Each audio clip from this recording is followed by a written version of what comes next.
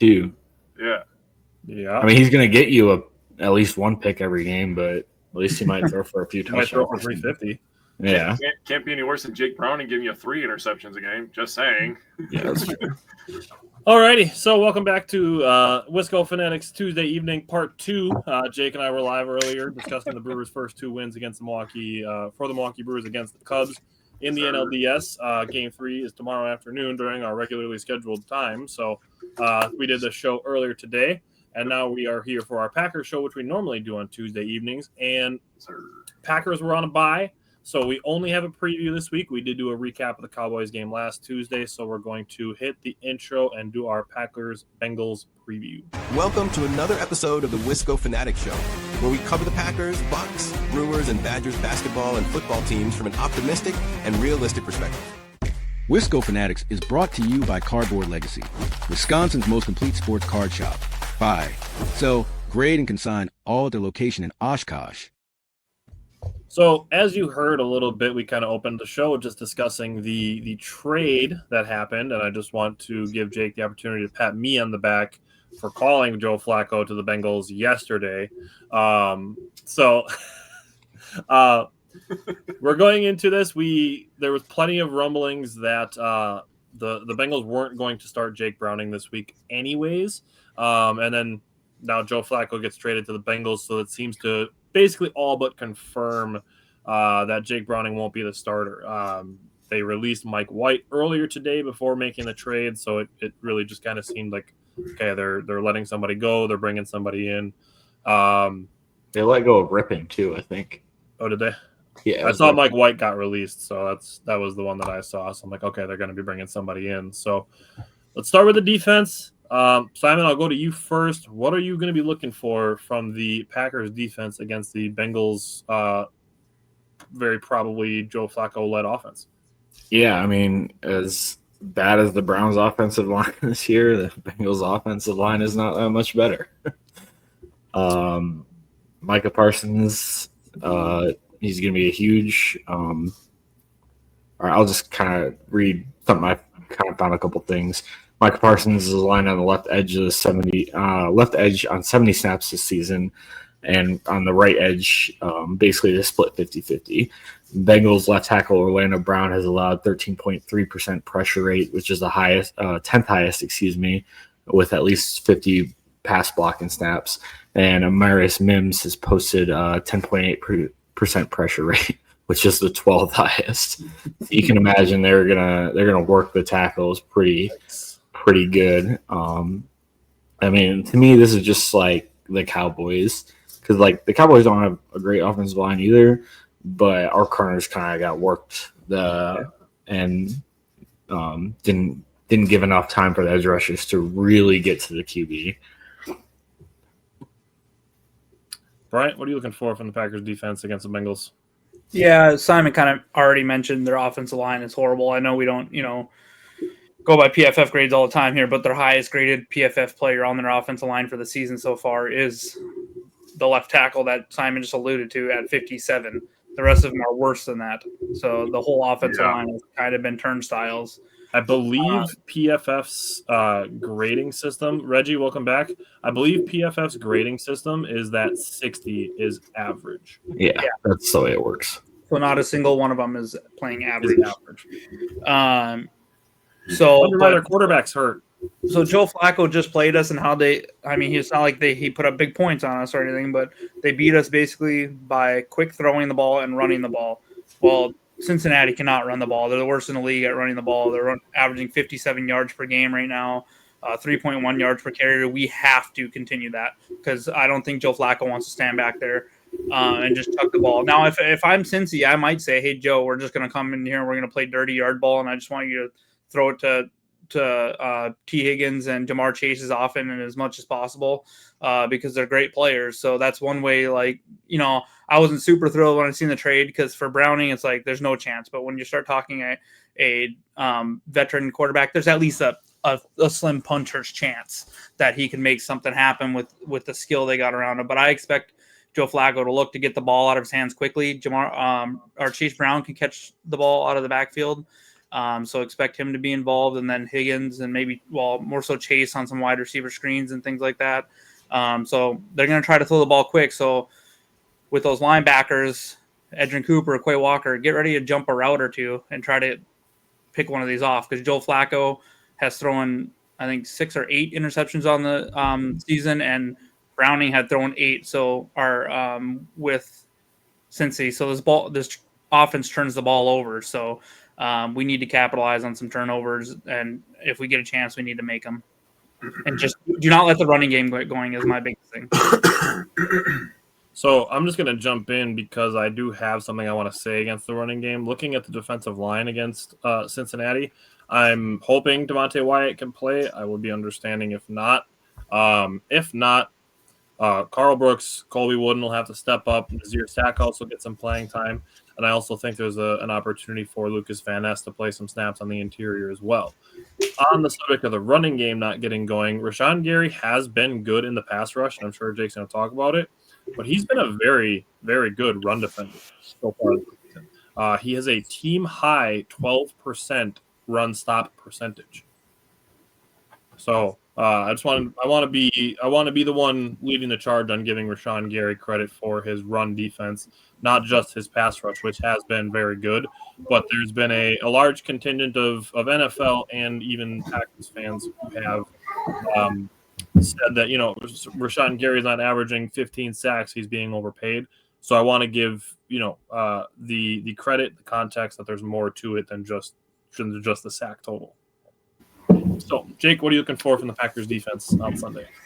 Yeah, so I am going to mention Rashawn Gary. I'm also going to mention, that one guy that wears number 1, who I still can't believe is on my team, Micah Parsons. Yeah, he's pretty good. So Parsons and Rashawn Gary should have plenty of opportunities. Bryant, nicely done. I was going to bring up the rushing yard, so very well done by you. There's a reason that Tyler and I picked you and Simon to come on the show, because you guys are smart, and you're also going to steal some of my notes sometimes. That's okay, because I want you to do that. So let's stop the run. That's what happened in the Browns and the Cowboys game. The Packers allowed them to get, the run game going, and that's how you have to beat a good pass rush team, right? You have to run it right at them, and teams the last 2 weeks have been doing a nice job mixing it up with the powers inside the tackle, outside the guard, and just kind of dominating in those areas. To add a little bit more context to Orlando Brown Jr., he's also given up 4 sacks, 3 hits, and 17 total pressures. So that's pretty bad. In terms of the third down defense, the Packers have been pretty decent on third down defense, allowing 40.9%, 18 of 55 conversions. Since Joe Burrow has gone out, the Bengals are only converting 9 of 33 on third down. That is 27.3%. That is freaking ass. Yikes. Back at home. In terms of red zone defense, the Packers are allowing 58.3% touchdown percentage, which obviously that number is a little bit skewed. They had a week where they only allowed 1 attempt and they gave up a touchdown. Since the Bengals have lost Joe Burrow, they have scored touchdowns on 3 of their 4 red zone drives, which when you take a look at it, you're like, oh, that's not too bad. But I think the bigger concern is that they've only had 4 red zone trips in 3 weeks. That is bad. You're turning the ball over 3 times as many times than you do red zone trips. You're not going to win many football games that way. Stop the run, force some turnovers, and this could be a real fun day at Lambeau Field. I like it. Bryant, what are you looking for from the special teams? To not be special, really, to be honest. Like,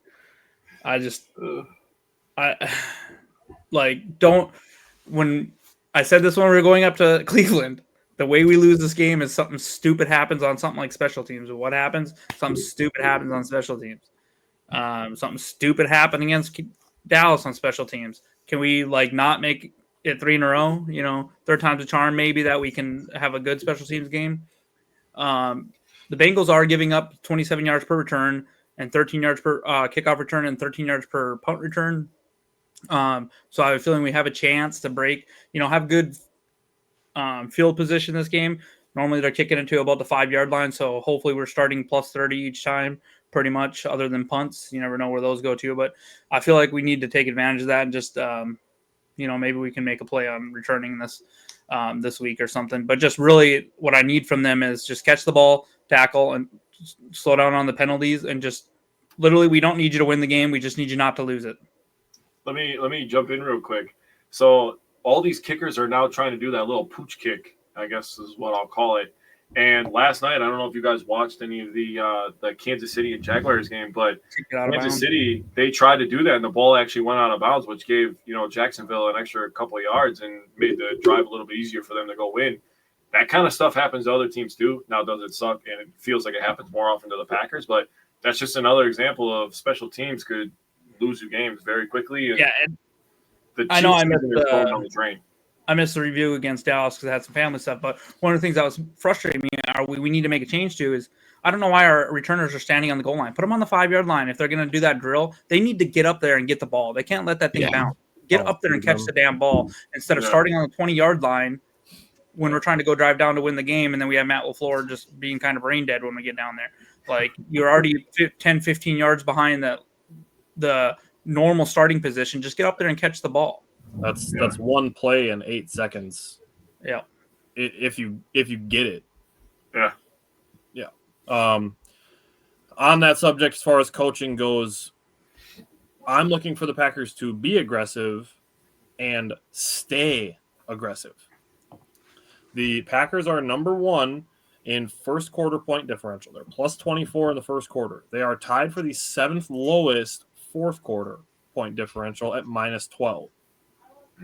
So I want to be aggressive, stay aggressive, and maybe blow somebody out and be like, okay, the Packers, they got too cute for a couple weeks. Their special teams cost them a game, and then they ended up in a shootout with the Cowboys on Sunday night. And then it's like, oh, shit, okay, never mind. Who we thought the Packers were in week 1 and 2 is who they are. Yeah. So going to the offensive side of the ball, Simon, we're looking for from the Packers offense against the Bengals defense. I think this is going to be another Jordan Love game, to be honest with you. Okay. Starting out, his name. We need to. There's fucking outlets in Wisconsin saying that Jordan Love is not elite. Get that shit out of here. Jordan Love has been at worst very good. Yes. You can't bring up like 2 plays and be like, he put that ball in harm's way, and then just ignore the fact that he's top 5 in like every fucking metric and statistic. Did Patrick Mahomes just not throw a pick 6 last night at the goal line? He did. Yeah. Now, granted, Patrick Mahomes he's earned his flowers. I mean, he's won 3 Super Bowls and stuff, but it happens to every quarterback. Every quarterback, even the greatest, make mistakes from time to time. Mm-hmm. Jordan Love has played great this year so far, and people need to just stop. Sorry, I didn't mean to cut you off, but you're good. Seeing Jordan. If Jordan Love is elite, the Packers are 4-0. Shut the fuck up. Jordan Love has been really good. Dude, if the offense puts up 37 points, I put 0 blame on them whatsoever. And the Browns game, they were playing against a really good defensive line without 2 of their offensive line starters. Yep. And yes, the one bad decision he made in that game essentially set up the game-winning touchdown or the game-tying touchdown, and then missing a game-winning field goal. Wait, what happened? I think Jordan Love went down there and set him up for the winning field goal. So but that's context, Simon. You can't do that. I think Jordan Love led 3 game-leading or tying drives in the fourth quarter against Dallas too. Yep. Yeah. But so I have I guess a few things. So basically, this is another please don't let insert player wreck our offensive line, and obviously the player is Trey Hendrickson. He's responsible for 27.5% of the Bengals' pressures and 40% of their sacks this season. And the rest of their pass rush is virtually non-existent. As a team, they're posting the 4th lowest pressure rate in the NFL. That's not good. With Hendrickson on the field, the Bengals have allowed 2 fewer yards per attempt and generated pressure nearly half a second faster compared to when he's off the field. So just neutralizing, it's just crazy what he's able to do. I don't know how they didn't give him an actual contract. I hope he goes somewhere else next year and absolutely wreck shop. Maybe a bit of extra Chris Brooks this game. Yeah. It looks like we'll have Zach Tom and Aaron Banks back, which will help. Hopefully they're both feeling a little bit better after the bye week. Brian, you got more? Oh, yeah, I have a couple other things. Packers have generated 589 total passing yards after the catch this season, averaging 7 yards after the catch per reception, which is the second most by any team.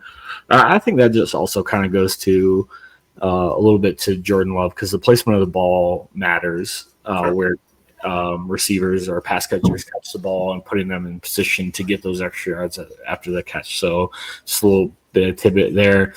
Parker Kraft and Josh Jacobs have been absolutely exceptional this year after the catch.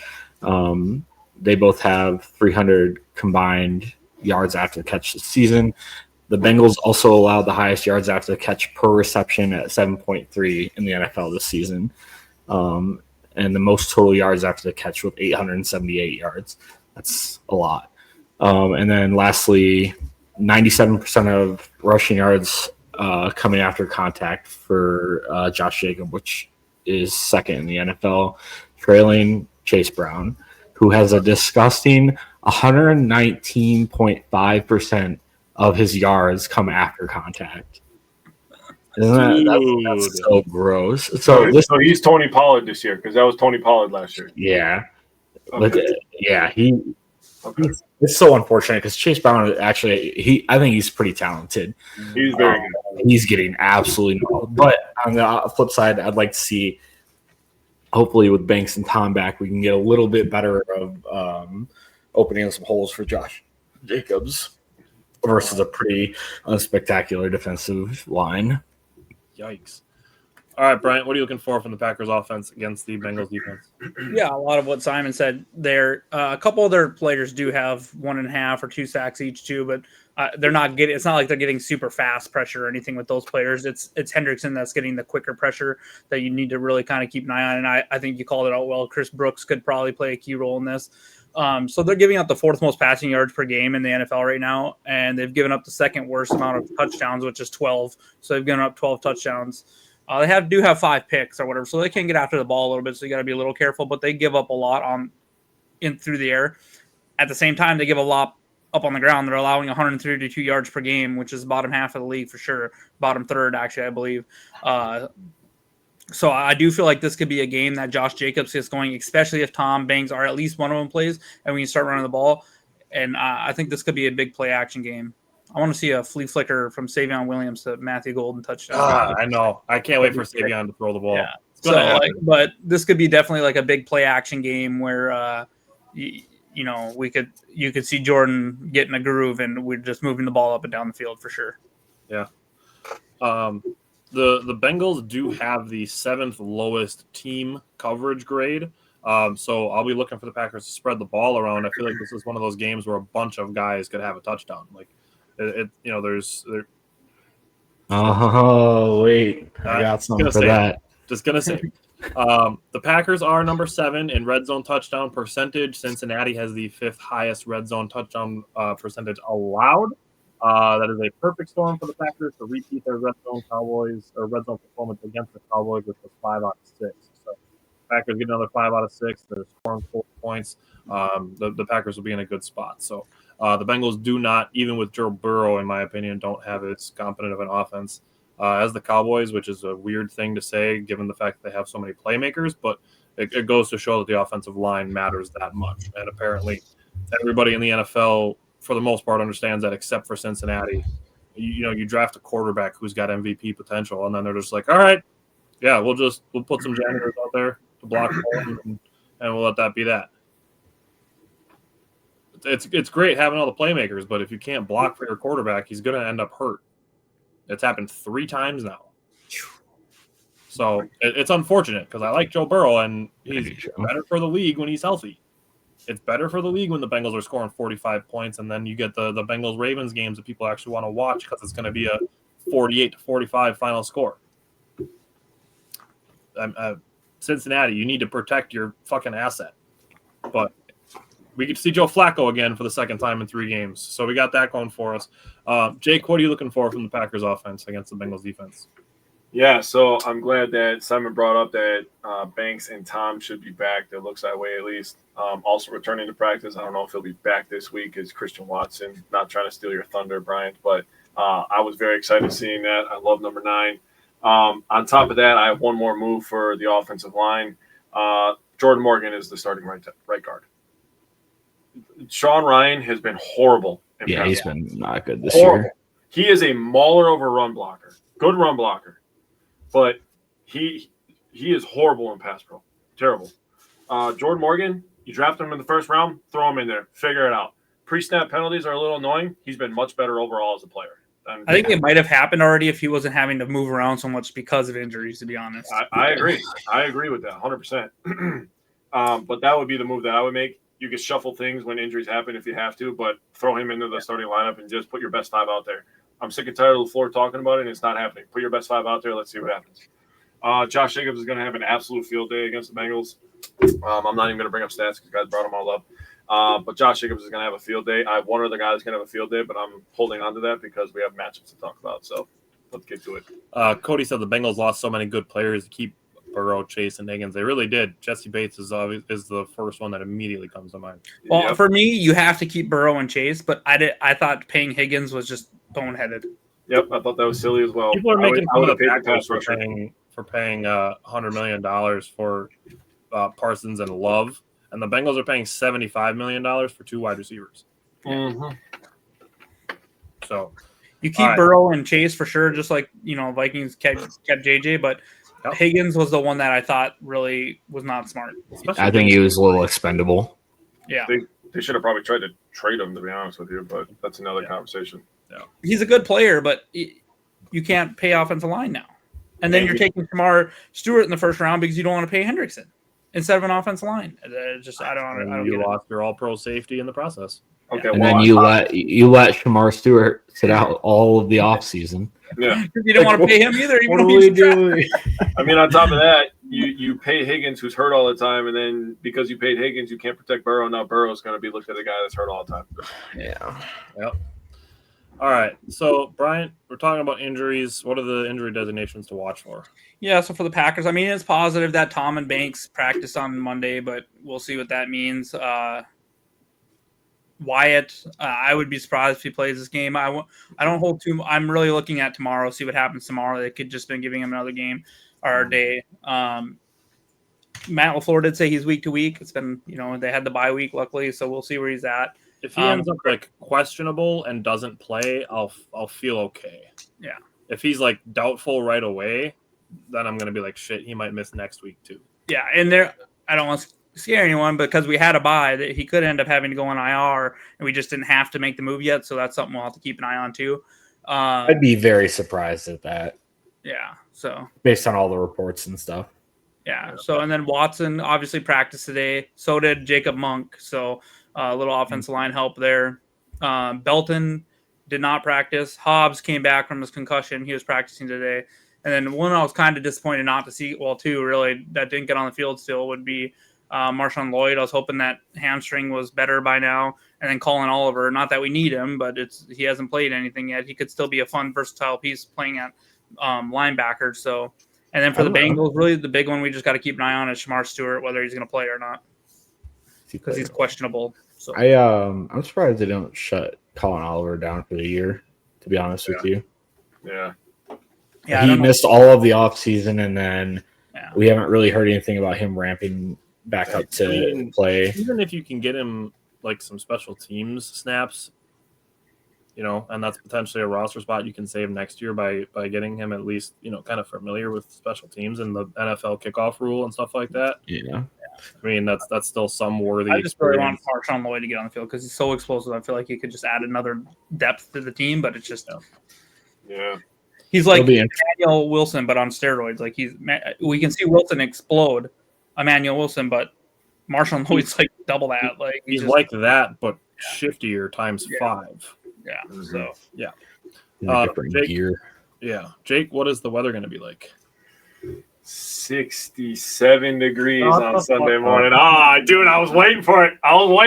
Let's go. Well, you didn't like my joke? You didn't like my joke earlier then? Oh, I love your joke. I love all 6'7" jokes because it pisses everybody off, dude. I don't get it. I enjoy legit don't understand. I don't understand. I saw somebody say doesn't that mean 6'7" anything. is like our generation's 1738. That's like What does You that know what? mean? I dude, 1738, bro, for the culture. I never heard that. You're fired. Both of you are fired. First of all, you don't know what 1738? Come on, you're not with the vibes. Isn't that Also- like a whiskey or something? 6'7" means like kind of like mid or no, Simon. It's not a whiskey. No, 6'7" is just from a rap song, bro. Yeah, it is. Oh, it's a cognac. Oh, that's what it is. I knew I saw it somewhere. I was I made a close. corny joke, and now we're having a conversation about alcohol. I don't know what's happening anymore. It's Okay, been I was just on close. It's a Sunday cognac. With increasing clouds during the afternoon, high around 67, wind southeast at 10 to 15 miles per hour. That's it. do we have a noon or 3 p.m. kickoff? No, we have a midday. Yeah. 3:25. Yeah. Lame. Well, I'm it's good with supposed to it. be kind of a That prime makes sense. time-ish game. Yep, because of Burrow Yeah. at Lambeau. Bro, why would I the- know this? The Sunday night game is Bears Commanders because it's Caleb Yeah. versus Jaden. I thought that was Monday night. Is it Monday night? I think it's a Sunday. No, Monday there's night. 2 Monday night games this week. Again? Why is there 2 Monday nights like every week now? I I don't like understand. that, to be honest. There with wasn't you. this. There wasn't this week. Maybe it's every other. Something like that. Thursday night is Giants and Eagles. Yeah, Monday Yeah, night. no one cares about that. The Giants. Oh, that is one of the Monday night games. The Bills and Falcons is the other one. The Sunday night game is the Lions and Chiefs. That's a good one. Wow. That's a Yeah, real that'll be good a one. good game. That'll be a good game. The Yeah. Bills are going to absolutely erupt all over the Falcons. The 2-3 Kansas City Chiefs. Soon to be 2-4. Sadly, I'll be cheering for the Lions a little bit. I'm not going to lie to you. I'm not cheering No. for the Lions. No. I'd be okay with the Chiefs getting back to 500 Chiefs- if it means yeah. the Lions. Yeah. lose. No, I think it'd be funny to have a Hall of Fame quarterback, and Taylor Swift's apparently, love Redwood. Let's boy. just move on. Okay. Simon, who's your X factor? I can't believe I know that. I wish I didn't. What a weird. The X Factor is gonna be the cornerback room. I kind of alluded to it earlier, but you got to give the pass rush enough time to get to Joe Flacco. No. They have every opportunity in the world, but if he gets those short dump off passes off, and I mean they have playmakers, they can make guys miss, and we don't need any of that. So play up on him, and then just allow the pass rushers to get after Flacco. He's a statue, anyways. All right, Bryant, who is your X factor? Yeah, actually, mine is Joe Flacco. To be honest, I put with Browning, and I don't feel like they had any chance. With Flacco being a veteran, it just gives him a chance. Literally, he can put him in better spots and stuff like that. Now, I know he's new to the offense, but he's played a lot of football. So, I mean, it's not hard to audible into a slant to Jamar Chase if we're playing 6-7 yards off. I didn't even mean that time, but if we're playing several yards off, now I can't even say that. But if we're playing, we were playing soft there several times against Dallas too, and so if Flacco can check into those, he can literally give us a hard time. So I try, everyone's like, oh, we should smash the Browns. It could turn into an ugly game like that. Now they don't have the defense the Browns had, so that's where I think it's different. But just really don't give them any chance. This needs to be a blowout, quite honestly. Yeah, I agree. Said the X factor would be whoever will stop Hendrickson giving Jacobs and Love all day to have their way. I did bring up Cody. I'm not sure if you were here when I said this could be a game where Chris Brooks plays a lot in the backfield. Jake, who is your X factor? So my X factor is Tucker Kraft versus the Bengals defense overall. The Bengals have been getting eaten alive by tight ends all year. I don't know if you guys have been noticing this, but in terms of coverage I haven't been grades, watching Bengals games, no. their linebackers rank 32nd out of 32 teams in coverage against tight ends. Yikes. Their safeties rank 29th out of 32 teams in coverage versus tight ends.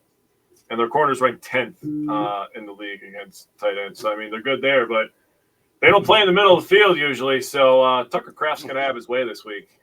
I love it. For the dog. Yeah, I love that, dude. So mine, I don't have a specific reason. I just feel like this is a week that Dontavian Wicks is going to have a big game. I love it. Just going strictly off vibes. I just feel like this is a week for Dontavian Wicks to have a big game. We talked about it. The Bengals as a team have the 7th lowest team coverage grade. So when we get into some other stuff here, I'm going to have some more stuff to say about spreading the ball around. So let's go into some score predictions. We always do the head and heart, the more analytical from the head. Simon, what are your score predictions from the head? I got 30-20 Packers. All right. Bryant, what do you got from the head? I put 35-20. All right. Jake? You guys have way more confidence in the Bengals offense than I do. 28-13 Green Bay. I have 31-17. I will say there's something to be said that Matt LaFleur's teams seem to start slow after buys, so hopefully we'll reach that 30 mark, and hopefully that won't happen this week against this inferior opponent for sure. So hopefully they're ready to play, ready to roll. All righty. From the heart, Simon, what do you got? The more ideal. 35-14. I think we just blow them out of the water, and it's never even close. Like 7 of those points are going to come with like 3 minutes left in the game or something. Yeah. So I have one more point for the Packers, one less point for the Bengals. I have 36-13. So, Brian, what do you got from the heart? I put 42-13. Could see it. Love masterclass. Yeah. Jake, what do you got from the heart? You're so close, Brian. I have 42-10. Nice. All righty, let's do some Simon Says. Brian, you got 4 this week? Only 3. Okay. All right, give us the first one. I'll tie the 2 together. Jordan Love again goes for 303 touchdowns, and one of those touchdowns is a 45-yard touchdown to Golden. I mean, I'm so ready for his first touchdown. Yes. Justin said 31-21 from the head, 35-15 from the heart with both of those. We're pretty close. So I'm just going to jump in on this. I've already mentioned it multiple times, the team coverage. This is one that I kind of go back to, but this is one of those games where I really feel like Love could have 4 touchdowns to 4 different receivers. That's actually funny because I put Jordan Love 5 touchdowns to 5 different receivers. Oh, damn. I literally had one earlier that it was similar to that, but I took it off there because I was like, I feel like other people will think Somebody's going to like say it. Yeah. I was going to do 4 and 4, so like you, Tyler. Here we are. Jake, you got one for offense? Yeah, I have Jordan Love has 2 touchdowns to Tucker Kraft, and Josh Jacobs also has 2 touchdowns. Oh, yeah. I love that. All right, so Jordan Love's throwing 6 touchdowns this week. Brian, I'm for it. Defense. Yeah, so for my defense one, the one thing the Packers really haven't done yet this year is turn the ball or force turnovers. So this game, I put that Green Bay finishes the game with 5 sacks and forces 3 turnovers. Ooh. Yeah, I like it. One of them, in my Simon Says, is going to be a Lucas Van Ness strip sack that comes from him playing an interior defensive line snap. Oh, yeah. Love that. Justin said Wicks has a 6+ catch game with a touchdown. I'm on board. That would be nasty. I'm on board. He's got to get one of them. If he can get 6 to 7 catches, that'd be pretty good. Shut the fuck up. Yes.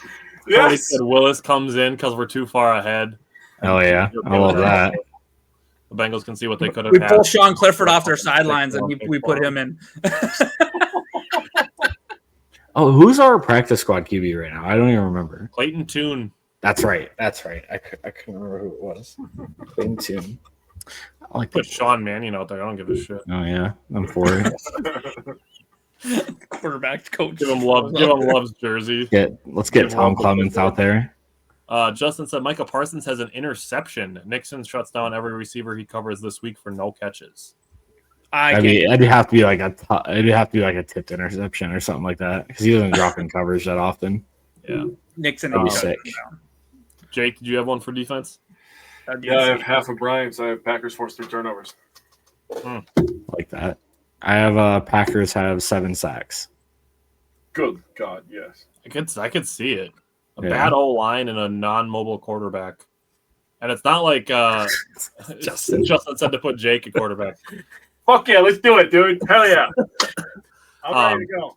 It's not like Chase Brown is really known for his pass blocking either. Mm-hmm. No. So, I mean, really not having any good blockers. I mean, Brian highlighted it well that their best offensive line is graded at 57 when PFF's average is literally 60.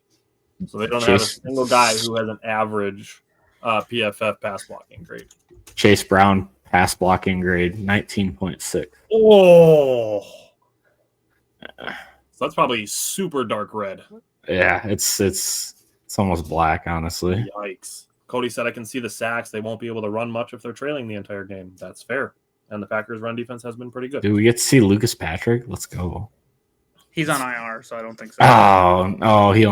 He was in for a little bit. Put him back. Put him up there anyway. Yeah. Alrighty. Simon, did you have any other Simon Says you wanted to throw out there? Nope, that was the two I had. Alrighty. Well, thanks for hopping in. We had a short preview today because there's no recap because Packers coming back from their bye. It'd be nice if Packers had more of a mid-season bye and we could spend some of the extra time talking about some of the stuff that we have going through the mid-season, but it's kind of hard to do a mid-season review when we're about a quarter of the way through the season. So other than that, we will be back again next Tuesday evening to recap Packers Bengals and preview the Week 6 matchup. So, the Week 7 matchup. Now that we're going that far ahead,